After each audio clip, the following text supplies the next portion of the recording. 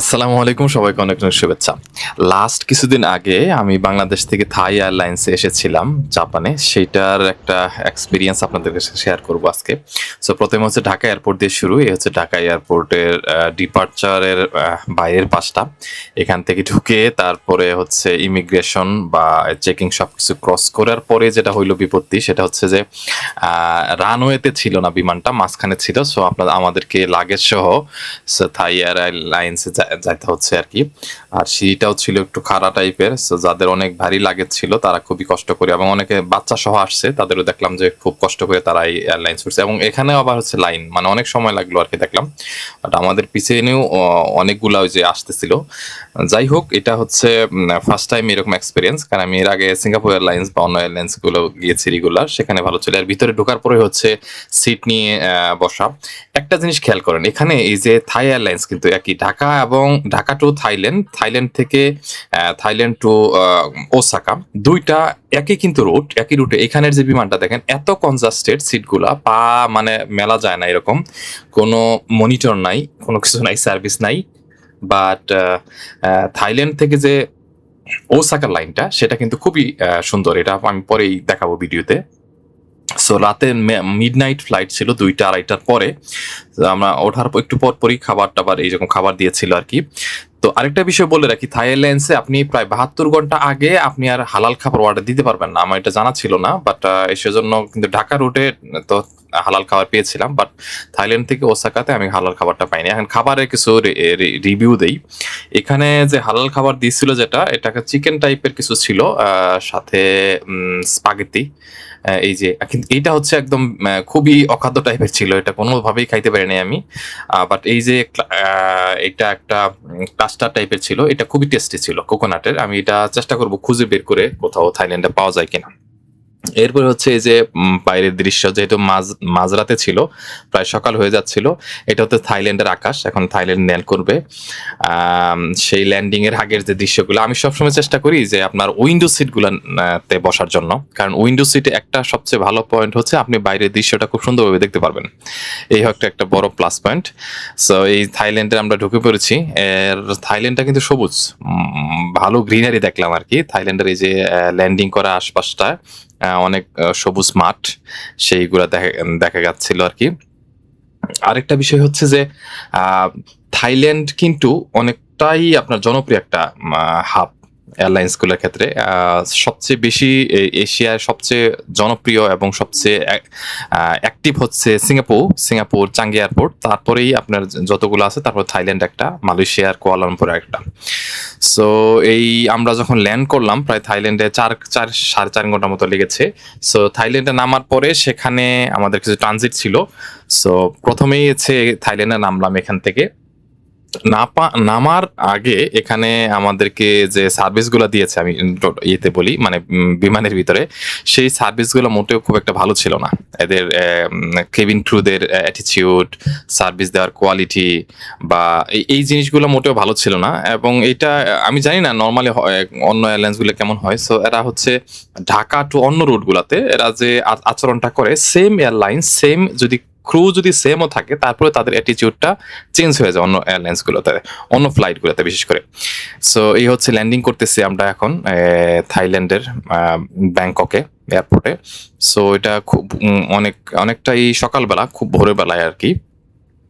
খুবই সবুজ পরিপাটি একটা জায়গা। সো আরেকটা যারা নর্মালি আমরা জানি যে থাই এয়ারলাইন্সে কিন্তু অন্য এয়ারলাইন্সের চেয়ে এটার কিন্তু লাগেজ কিন্তু কম। অন্য এয়ারলাইন্স গুলাতে যেমন আপনি যে চায়না সাউদার্ন বাংলাদেশ বিমানে যদি যান, সেখানে কিন্তু লাগেজ অ্যালাউন্সটা অনেক বেশি। বাট থাই এয়ারলাইন্সে ছিল ২৫ কেজি মাত্র। এটা আমি আগে জানতাম না, আর সেই জন্য আমার লাগেজও আসার সময় খুব কম করে নিয়ে আসছে আর কি। সো এই হইলো এখানে ল্যান্ডিং এর অবস্থা। তো ল্যান্ডিং এর পরে এখানে প্রায় আমার ৩ ঘন্টার মতো ট্রানজিট ছিল, এটা খুবই কম। টোটাল আমার জাপানে আসতে বাংলাদেশ থেকে ১৪ ঘন্টার মতো লাগছে। এই জন্য শর্টেস্ট ডিস্টেন্সের জন্য আমি এটা নিয়েছিলাম। আর এখানে আমার প্রায় ৩ ঘন্টা সামথিং এর মতো ট্রানজিট ছিল। ট্রানজিট খুব ইজিলি স্মুথলি ট্রানজিটটা কমপ্লিট হয়েছে এখানে। এই যে ল্যান্ড করে ফেলছি, ল্যান্ড করার পর ট্রানজিটের জন্য আমি ট্রান্সফার হব, সেই জন্য যাচ্ছি আর কি। এদিকে। আর এই হচ্ছে আমাদেরকে আরেকটা যেখানে ট্রানজিট করব আমরা সেখানে ট্রান্সফার, সেখানে আমাদেরকে এরকম শাটল বাস দিয়ে নিয়ে যাচ্ছে। সো এটা আমার ভিডিওটা মানে লাকিলি বা আনলাকিলি হয়ে গেছে, আমি মোবাইল অফ করে রাখছিলাম, বাট এই ভিডিওটা আমি পরে দেখলাম যে এটা ক্যাপচার হয়ে গেছে। সো এই হচ্ছে শাটল বাসের ভিতরে অবস্থা। এখান থেকে প্রায় 2-3 মিনিট লেগেছে আমাদেরকে, একটা টার্মিনাল থেকে আরেকটা টার্মিনাল শাটল বাসে নিয়ে গেছে আর কি। এই হচ্ছে ডিপার্চারের ফ্লাইটগুলোর লিস্ট। সো তখন ভোর 7টার অ্যারাউন্ড 7টার মতো ছিল বাজে। সো খুবই ফাঁকা, এবং এই এয়ারপোর্টটা খুবই সুন্দর দেখলাম, অনেকটা সুন্দর পরিপাটি ভিতরে এবং অনেক ফ্যাসিলিটি। এবং থাইল্যান্ড কিন্তু এলিফেন্টের জন্য বিখ্যাত, হাতি যেটা বলি এলিফেন্টের জন্য বিখ্যাত। সেজন্য দেখলাম এখানে মনুমেন্ট গুলোতে এলিফেন্টের মনুমেন্ট আছে খুব সুন্দর। আর নিচে হচ্ছে ডিউটি ফ্রি শপগুলা, অনেকগুলা শপ, বিভিন্ন ব্র্যান্ডের শপ থেকে শুরু করে সবকিছু এখানে আছে। প্রাইস অন্য অ্যাটলিস্ট সিঙ্গাপুরের চেয়ে প্রাইসগুলা কম মনে হলো আর কি, আমি যতটুকু দেখলাম। সো যারা এখানে শপিং করতে চান, উইন্ডো শপিংও যদি করতে চান, সেখানে দেখতে পারেন থাইল্যান্ডের এই এয়ারপোর্টে। এখান থেকে আমি মেইনলি যেটা খুঁজতেছি সেটা হচ্ছে নামাজের জায়গা। তো আমি সবসময় যে কোনো এয়ারপোর্টে যাই, যখন আমার মেইন টার্গেট থাকে যে নামাজের প্লেসটা কোথায়, তো এখানে খুঁজে আমি কাউকে জিজ্ঞেস করিনি। তারপর আমি দোতলায় উঠলাম, দোতলায় আশপাশে খুঁজতেছিলাম, তখন দেখি যে এখানে খুব সুন্দর, এখানে বাচ্চাদের জন্য প্লে রুম আছে, খুব সুন্দর পরিপাটি। এর পাশে যখন দেখলাম যে বাচ্চাদের জন্য রুম যেহেতু আছে, নিশ্চয়ই এখানে প্রেয়ার রুম থাকবে। তো তারপর আমি হাঁটতে শুরু করলাম। হাঁটার এই যে বাচ্চাদের যে রুমটা সেটা এখানে আছে, প্লে রুম। সো বাচ্চারা এখানে যদি কেউ নিয়ে আসে সেখানে খেলা করতে পারবে। এর একটু সামনেই যখন হাঁটা শুরু করে দেখলাম এই যে মুসলিম প্রেয়ার রুম। সো এটা খুবই সুন্দর একটা রুম, নামাজের জায়গা, এবং এটা হচ্ছে ওপেন। অন্য জায়গাতে হচ্ছে পারমিশন লাগে কোনো কোনো ক্ষেত্রে, বাট এখানে কোনো পারমিশনের বিষয় ব্যবস্থা দরকার নাই। এই যেখানে নামাজের জন্য অজু করতে হবে, অজুর জায়গা আছে খুব সুন্দর। এবং এই হচ্ছে নামাজের জায়গা, উপরে খুব সুন্দর লাইটিং করা। এবং এখানে আপনার দেওয়া আছে, কেবলা কোন দিকে সেটা দেওয়া আছে। অনেক সময় না থাকলে আমাদেরকে অ্যাপ ইনস্টল করে, আমাদের যারা অ্যাপ ইউজ করি, অ্যাপ দিয়ে আমরা করি আর কি, নামাজের ডিরেকশনটা খুঁজে বের করি।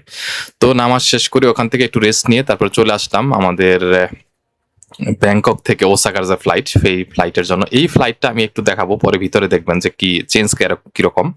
সো আমরা কিছুক্ষণ ওয়েট করতেছিলাম এখানে, প্রায় 30-40 মিনিটের মতো ওয়েট করেছি, টায়ারও লাগতেছিল। এরপর হচ্ছে আমরা ওসাকার যে ফ্লাইট সেখানে উঠলাম। এই যে এরকম উঠতেছি, এখানে কিন্তু ওইরকম সিঁড়ি ছিল না, সরাসরি কানেক্টিং ছিল। এই দেখেন, এই যে এয়ারলাইন্স, একই এয়ারলাইন্স কিন্তু, হ্যাঁ, এদের যে সেবা বা সার্ভিস, ব্ল্যাঙ্কেট, ইভেন ঢাকার ফ্লাইটে আমাদেরকে ব্ল্যাঙ্কেটও দেয় নাই, মানে আপনি চাইলে দিত, এখানে কিন্তু অটোমেটিক দিয়ে দিচ্ছে, এয়ারফোন দিচ্ছে, আরো সার্ভিসগুলা।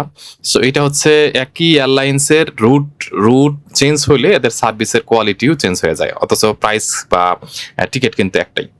সো এটা একটা মানে ইন্টারেস্টিং বিষয় আর কি।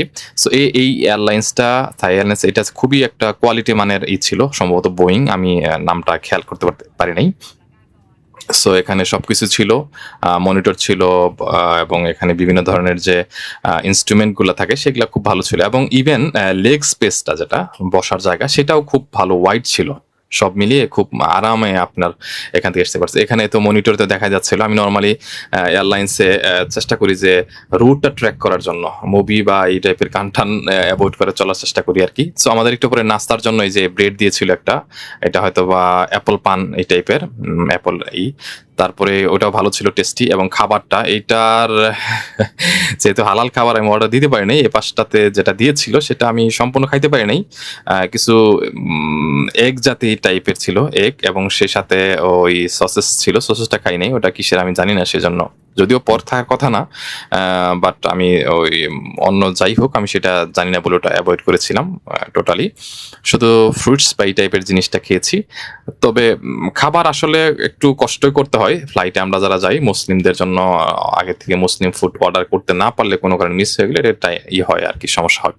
সো এরপর আমরা চলে আসলাম আমাদের সেই কাঙ্ক্ষিত জাপানে। এটা এই যে জাপান সির উপর দিয়ে আসতেছে, আমার পরিচিত জায়গা কানসাই এয়ারপোর্ট। আর কানসাই এয়ারপোর্টটা কিন্তু সাগরের উপরে, আপনারা হয়তো জানেন কিনা জানি না, টোটাল কানসাই যে এয়ারপোর্টটা ওসাকার, এটা হচ্ছে সম্পূর্ণ একটা সাগরের উপরে। সো এটা অচিরেই হয়তো বা, যতটুকু শুনতেছি, এটা একটু সাগরের পানির উচ্চতা বাড়াতে এটা হয়তো বা একটা সময় একটু ডুবে যেতে পারে, নতুন অন্য একটা জায়গা তারা খুঁজতেছে আর কি। সো এর উপর আমরা খুব আলহামদুলিল্লাহ শান্তিতে এবং খুব সেফলি ল্যান্ড করেছিলাম ওসাকা আর কি।